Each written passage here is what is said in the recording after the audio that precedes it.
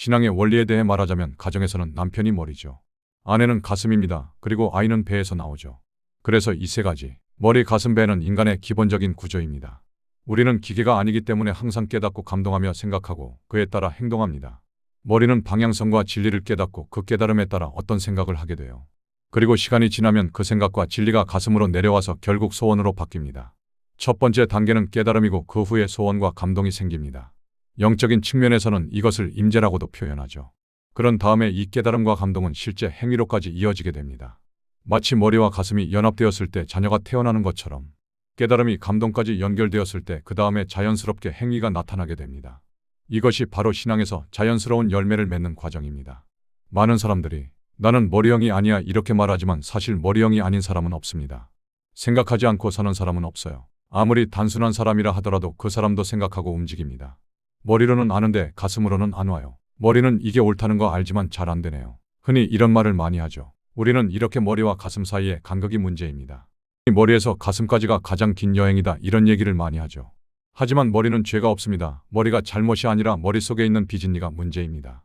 머리에 잘못된 인식이 있기 때문에 잘못된 신앙관과 인생관을 갖게 되는 거죠.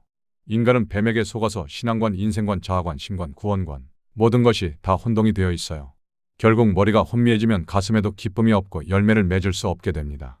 우리가 깨달음이 있고 기쁨이 있으면 그것을 행하는 것은 굉장히 쉬워요. 내가 어떤 걸 깨닫고 그때의 기쁨과 감동으로 그것을 행하는 것은 어려운 일이 아니죠. 예를 들어 책을 읽거나 기도 중에 아내에게 사랑한다고 말해야겠다 이런 생각이 들고 부모님에게 사랑한다고 말해야겠다 이런 감정이 든다면 그것을 표현하는 것은 전혀 어렵지 않아요. 내 마음의 기쁨과 감동이 충분하기 때문에 자연스럽게 표현이 나옵니다. 그런데 머릿속으로는 내가 이 짓을 왜 해야 되는지 잘 모르겠고 가슴으로도 이거 하는 게 너무 고통스럽고 싫어요. 그런데 억지로 행위를 해요. 이걸 율법주의라고 그래요. 깨달음도 없고 기쁨도 없어요. 그런데 의무감으로 해요. 물론 마중물을 펌프에 붓는 과정에서 처음에는 그렇게 믿음으로 할 때도 있습니다. 하지만 항상 그런 방식으로 한다면 그것은 결국 내면의 파괴로 이어질 수 있습니다. 그것이 반복된다면 머리, 가슴, 배의 그 질서와 순서가 이렇게 틀려져 버리게 돼요. 머리로 진리를 깨닫고 그 깨달음이 가슴에 내려와야만 진정한 변화가 일어납니다. 내가 머리로는 아는데 가슴에서 내키지 않는 것이 아니라 사실은 머리가 모르고 있습니다. 왜냐하면 머리가 이미 뱀에게 속아서 많은 비진리로 가득 차 있기 때문입니다. 머리에 바른 진리가 들어오게 되면 새들이 먹어버려서 그 진리를 잃어버리게 만들기 때문입니다. 우리가 잘못된 진리를 가지고 있다면 그것이 머리에만 머물지 않고 시간이 지나면서 결국은 가슴으로 내려오게 됩니다. 우리가 무엇을 계속 생각하게 되면 그것은 가슴으로 내려와서 소원으로 바뀌게 돼요. 처음에는 단순한 생각에 불과했던 것이 어느 순간 감정이 되고 사랑이 되고 행동으로 이어지는 거죠. 사랑이란 영화에서 말하는 것처럼 처음 본 순간 첫눈에 반하고 그런 것이 아니에요. 처음에는 마음에 안 들고 이해가 안 되더라도 시간이 가면 정이 들고 사랑하게 됩니다. 게임 저거 왜 하지? 당구 저거 왜 치지? 드라마 저거 지저분한 거 왜 보지? 우리도 처음에는 그러다가 한 번, 두 번 보다 보면 어느 순간 자리를 잡고 가슴에 내려가요. 그 다음부터는 막 결말이 궁금해져요. 그 사람 뭐 하고 있을까? 그 다음에는 어떻게 됐을까? 이렇게 생각은 가만히 있으면 가슴에 내려옵니다. 그리고 그 생각이 내 가슴 속에 가득 차게 되면 그것을 말하고 흉내내고 행동하게 돼요. 그런데 우리 안에는 거짓된 비진리가 들어있습니다. 인간은 뱀에게 속아서 거짓된 사고방식을 갖게 되었어요. 그 거짓된 사고방식 때문에 인생이 꼬이게 되고 결국은 하나님을 만나지 못하게 됩니다. 그러나 진리를 경험할수록 우리를 평생 묶고 있었던 거짓된 체계에서 벗어나게 돼요. 돈이 많으면 행복할 것이다. 대표적인 거짓말이죠. 보이는 물질이 나를 충족시키고 행복하게 할 것이다. 거짓말이죠. 행복과 불행은 영혼의 상태에서 오는 것이지 물질이나 어떤 외적인 조건이 우리를 행복하게 만드는 것은 아닙니다. 보이는 것은 모두 썩어 없어지지만 영원한 것은 눈에 보이지 않아요. 우리는 눈에 보이고 달콤하고 매력적으로 느껴지는 것에 마음을 두지 말아야 합니다. 오직 보이지 않는 진리, 그것에 집중해야 합니다. 하지만 우리는 여전히 많은 거짓에 속고 있습니다. 누군가 나를 진심으로 사랑해주는 사람을 만나면 나는 행복할 거야. 사람은 누가 나에게 잘해주느냐에 따라서 행복해지는 존재가 아닙니다.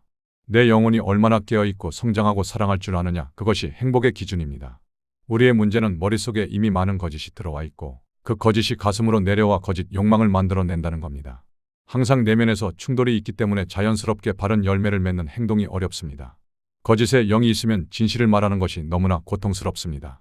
증오에 영이 있으면 사랑한다고 말하고 포옹하는 것이 너무나 고통스러워요. 그래서 겉으로는 사랑하는 척 감사하는 척하면서도 보이지 않는 자리에서는 온갖 악한 말을 쏟아내는 것이죠.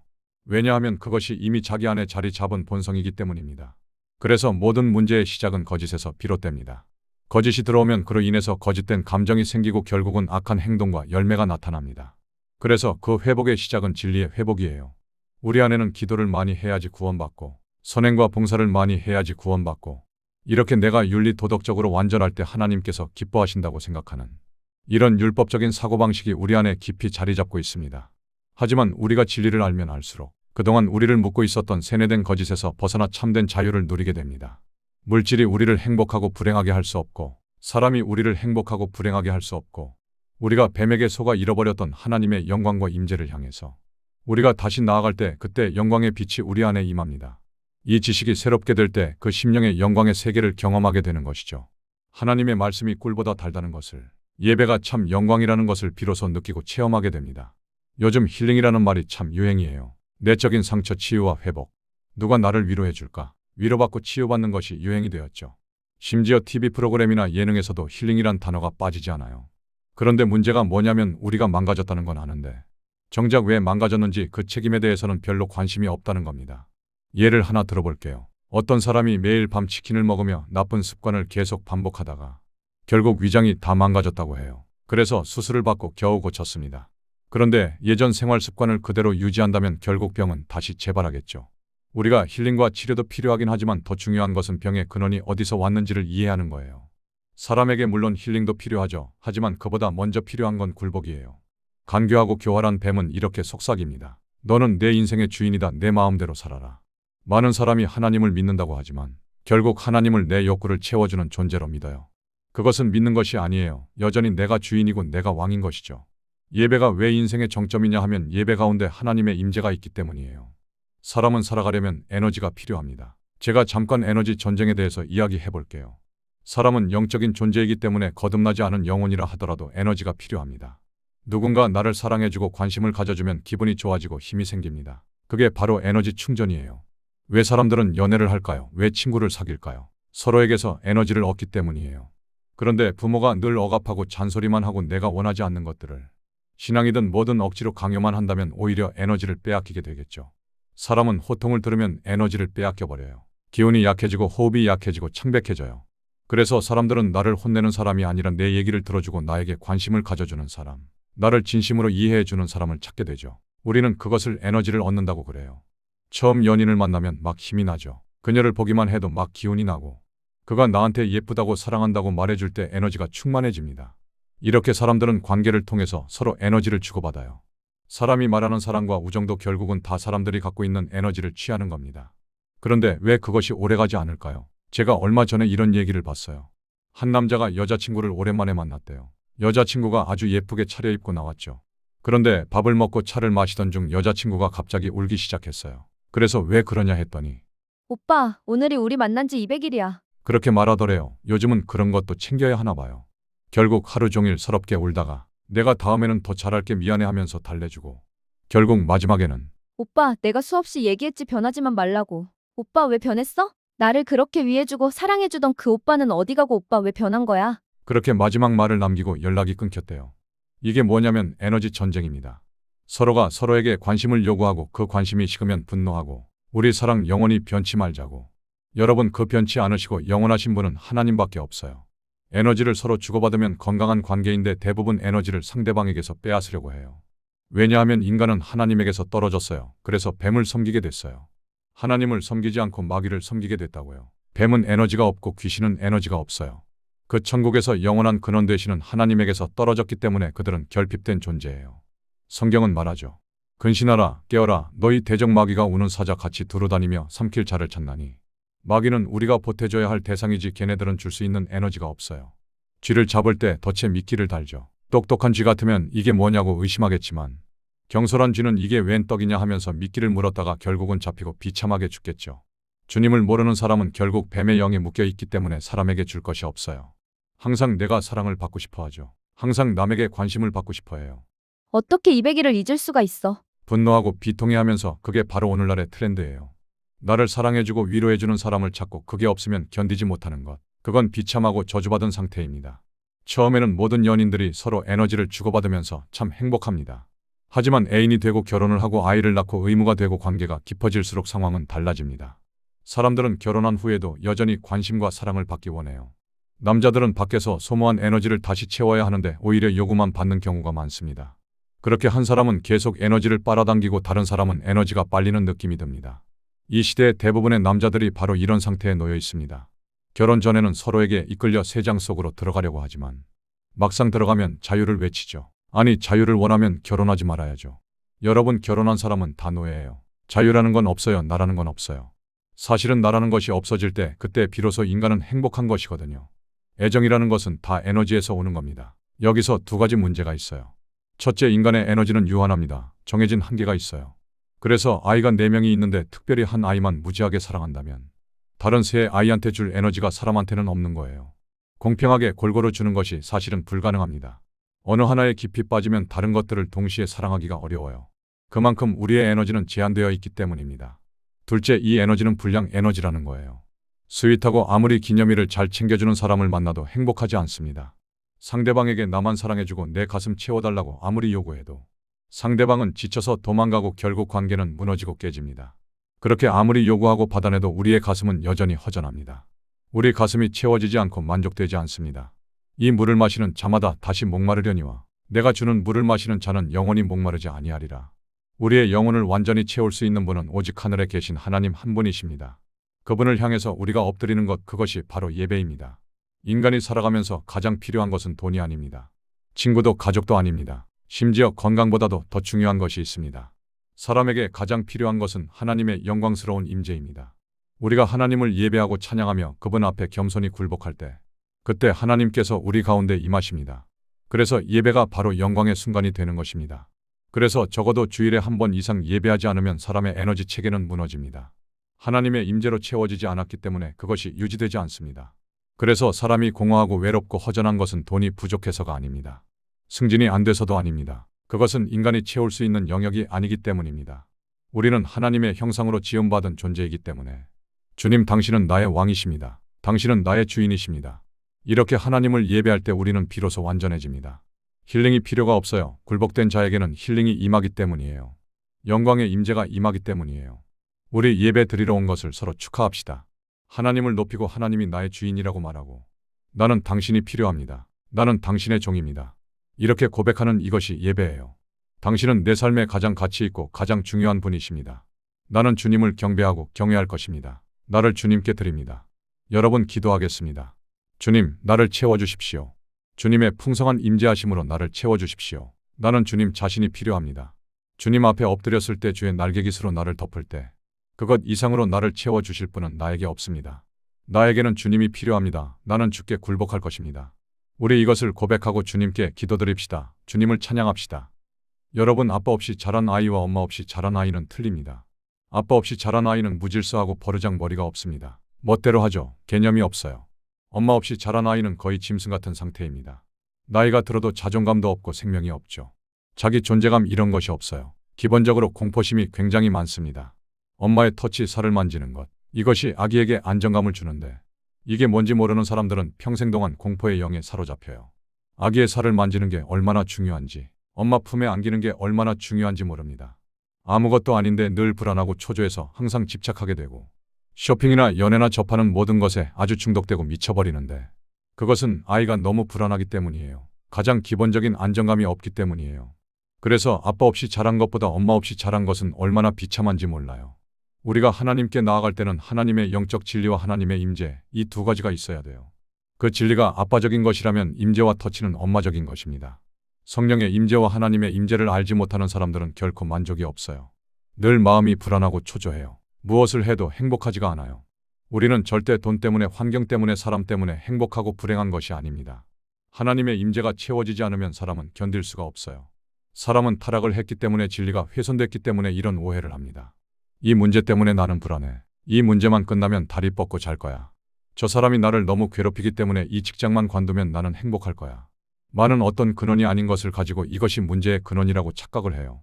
나는 이 문제 때문에 힘들다고, 나는 이 사람 때문에 힘들다고. 이것은 비진리가 들어왔기 때문에 판단과 분별이 안 되는 상태예요. 여러분, 인간의 근원적인 문제는 하나님의 임재입니다. 하나님께 엎드리세요. 주님이 계십니다. 주님이 만지십니다. 주님이 덮으십니다. 거기에 안정감이 있고 평안이 와요. 아, 비로소 인생이 평안하구나. 아, 이제 비로소 두렵지 않고 살 수 있겠구나. 이것을 알게 돼요. 사람은 하나님의 임재가 없으면 무엇을 얻어도 행복하지 않습니다. 많은 사람에게 칭찬을 받아도 인정을 받아도 많은 친구가 있어도 마음속이 항상 외롭고 비참하고 슬프고 고독합니다. 하나님의 임재가 여러분을 채우십니다. 주님 나를 채워주십시오. 여러분 교회에 올 때마다 항상 한 가지 이상의 진리를 배우고 그리고 하나의 터치와 하나의 임재하심을 경험하십시오. 여러분 주님의 임재하심과 주님의 진리 이것이 쌓여져야 돼요. 이것이 계속 반복될 때마다 내 영혼은 점점 성장해 갑니다. 우리는 주님을 알아야만 영혼이 깨어날 수 있습니다. 우리가 이 땅에 존재하는 이유는 주님을 알고 그분 안에서 자라가기 위함입니다. 그러므로 예배 때마다 하나의 영적 진리와 하나의 깨달음을 경험하고 그리고 주님의 임재 안에서 그 만지심을 경험해야 합니다. 그 임재가 얼마나 포근하고 편안하고 행복하고 자유로운지 우리의 심령은 그렇게 조금씩 자라가야 합니다. 기도하겠습니다. 주님 당신의 임재가 필요합니다. 당신의 터치가 필요합니다. 내가 당신을 경배하오니 주님 나를 채워주십시오. 그렇지 않으면 나는 지치고 힘들고 방황합니다. 그러나 당신께서 오실 때 내 안에 평강이 임합니다.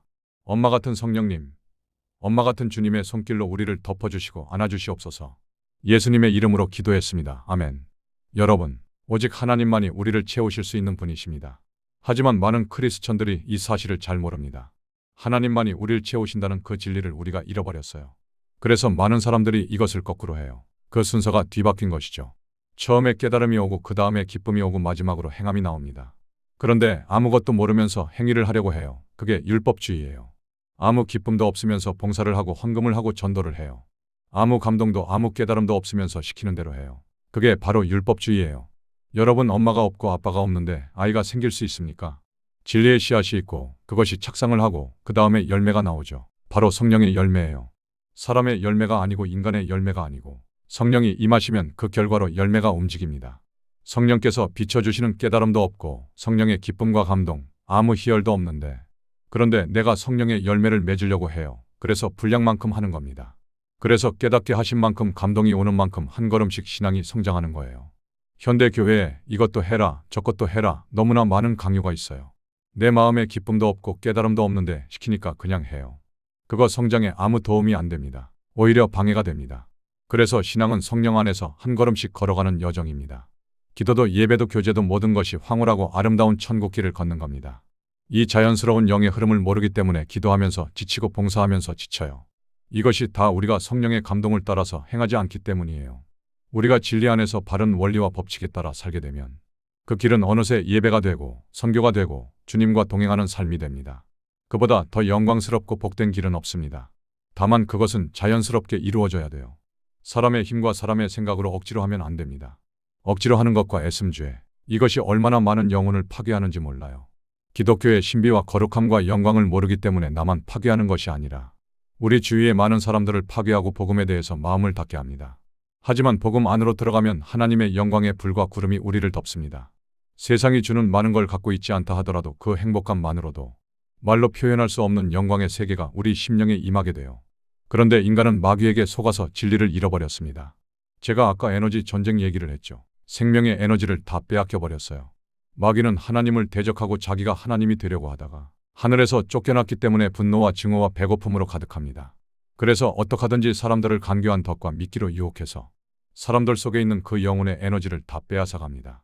도박에 빠지고 쾌락에 빠지고 쇼핑과 스마트폰에 빠진 사람들, 애인에 빠지고 가족에 빠지고 애정에 빠진 사람들 행복해 보이나요? 그들은 무거운 짐을 지고 점점 더 깊은 허무와 비참함 속으로 빠져듭니다. 거미줄에 걸린 잠자리처럼 겉모습은 멀쩡하지만 속은 이미 다 파먹혀버린 채 껍데기만 남은 인생들이 많습니다. 이것이 오늘날 크리스천들의 모습입니다. 이미 속을 다 빨아먹혔어요. 넉넉하고 윤택한 삶, 남들의 인정과 부러움을 사는 인생, 그것이 미끼인 줄도 모르고 아름답고 멋있어 보이는 것을 추구하다가 결국 뱀에게 영혼을 다 빼앗겨버리고 뱀의 독에 취해버린 사람들. 오늘날 사람들은 항상 부족하고 배고픕니다. 누가 나를 채워줄까? 누가 나를 행복하게 해줄까? 누가 내 마음을 알아줄까? 항상 그렇게 찾아 헤매지만 결국 슬프고 외롭고 지치고 상처만 남습니다. 왜냐하면 모두가 서로 비참하기 때문이에요. 서로 가난해서 줄 것이 없어요. 조금밖에 없어서 나 하나 먹기에도 벅찬데 그것마저 서로 차지하려고 다투고 싸워요. 나한테 원하는 사랑을 주지 않는다고 서로 미워하고 증오해요. 나에게 사랑을 주지 않는다고 남편이 바람났다고 원망하고 증오해요. 왜냐하면 그들도 똑같이 에너지가 없어요. 모든 사람들 다 배고프고 다 공허해요. 그 공허함 속에서 몸부림치며 죄짓고 방황하고 모든 사람은 다 비어 있어요. 모든 사람은 다 텅 비어서 비참한 상태입니다. 마귀에게 속았기 때문이에요. 욕망을 따라간 사람들은 마귀에게 모든 것을 빼앗겨서 누가 나를 채워줄까 기대하다가 그리고 결국 서로 나를 채워주지 않는다고 미워하고 증오합니다. 남편한테 기대했는데, 아내한테 기대했는데, 부모한테 기대했는데, 자녀한테 의지했는데, 그리고 나중에 서로 이를 갈고 미워하게 됩니다. 바로 충만한 에너지의 근원인 하나님을 모르기 때문이에요. 자기가 뱀을 따르고 있다는 걸 모르기 때문이에요. 많은 사람이 자신이 예수를 영접하고 뱀을 대적한다고 생각하겠지만 사람들은 사실 예수를 대적하고 뱀을 영접하고 있어요. 사실 많은 사람들이 명목적으로 예수의 이름만 부를 뿐 실제로는 그분을 따르지 않습니다. 너희는 나를 불러 주여 주여 하면서도 어찌하여 내가 말하는 것을 행하지 아니하느냐. 주님이 가르치신 철학과 주님을 아는 진리를 하나도 알지 못하고 결국은 욕망을 따라가고 결국은 뱀의 속삭임을 따라갑니다. 그 결과 허무하고 비참하며 자학과 죄책으로 가득 차게 됩니다. 하나님은 충만하게 우리를 채우십니다. 하나님께 굴복되는 것이 곧 참된 신앙입니다. 하나님께 체험을 받은 사람들은 에너지가 충만하고 사람에게 기대지 않습니다. 남편에게 기대지 않아요. 아내에게도 기대지 않아요. 부모에게 또 자녀에게 기대지 않습니다. 모든 것을 다 주면서도 자기는 넉넉합니다. 왜냐하면 그 사람은 무한한 생명의 근원을 알고 있기 때문입니다. 내 심령과 내 사랑을 다 주고도 그분 앞에 무릎 꿇기만 하면 다시 무한한 영광의 세계가 임하는 것을 알기 때문이에요. 그래서 배고프지 않습니다. 다시는 목마르지 않습니다. 영원한 충전의 근원을 알기 때문이에요. 여러분 한 번 더 기도하겠습니다. 하나님 나를 채워주십시오. 내가 배부르지 못할 것을 찾아갔습니다. 사람에게 기대했습니다. 사람에게 체험받기를 원했습니다. 아주 음란하게 체험받기를 원했습니다.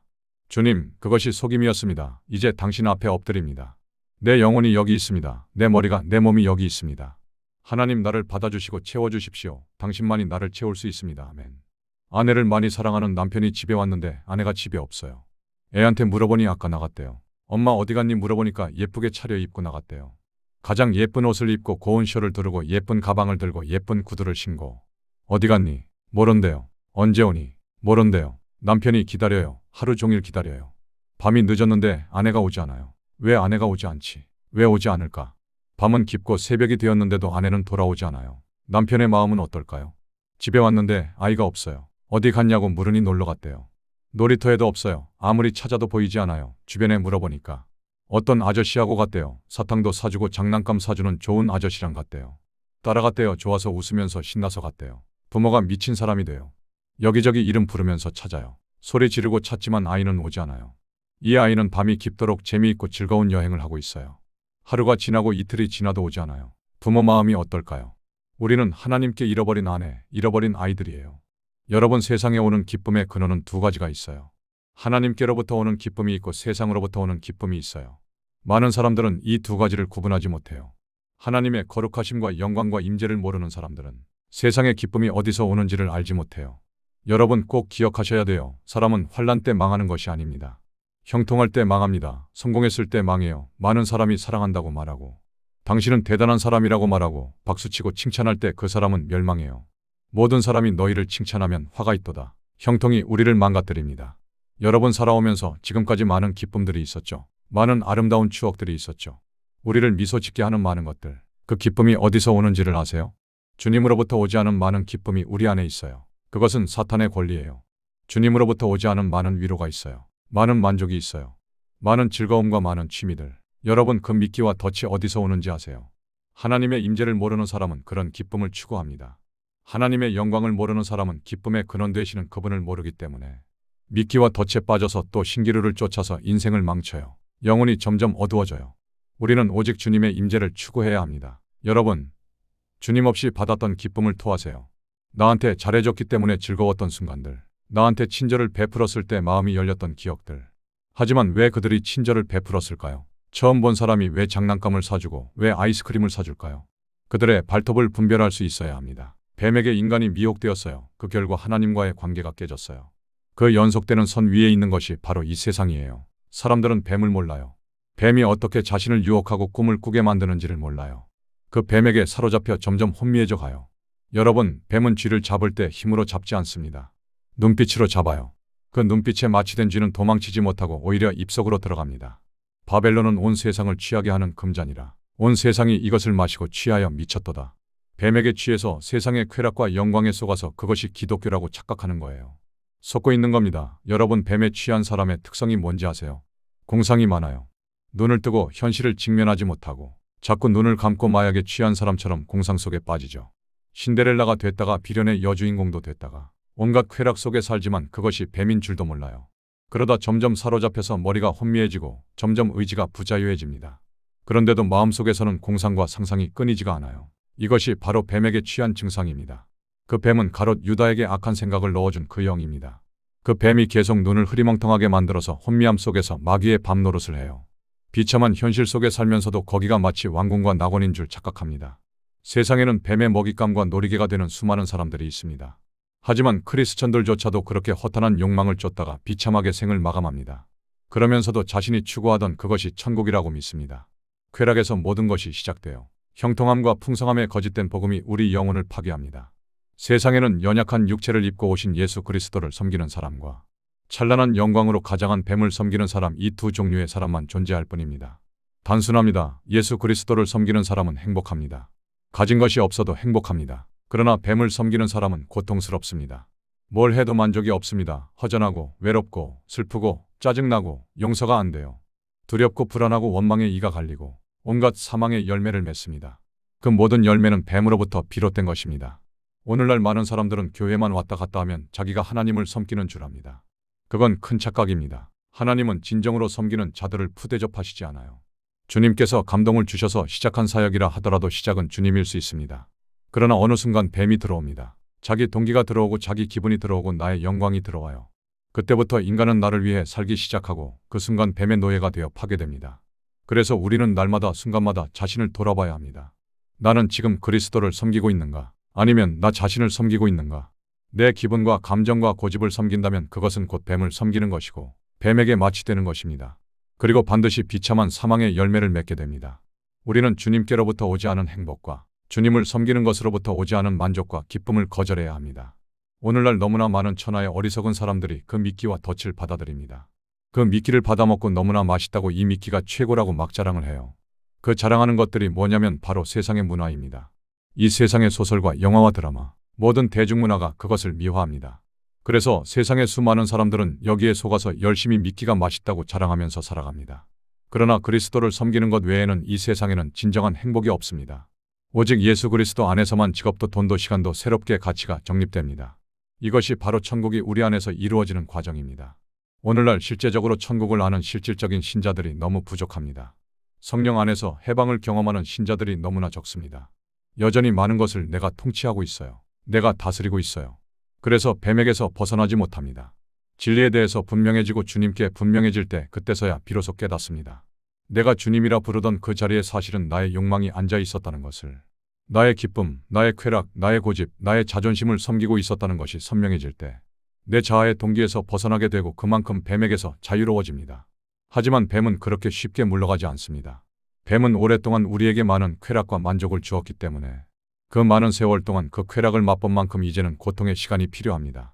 그래서 우리는 십자가를 묵상하고 보혈을 깊이 되새기며 고난 가운데서도 감사해야 합니다.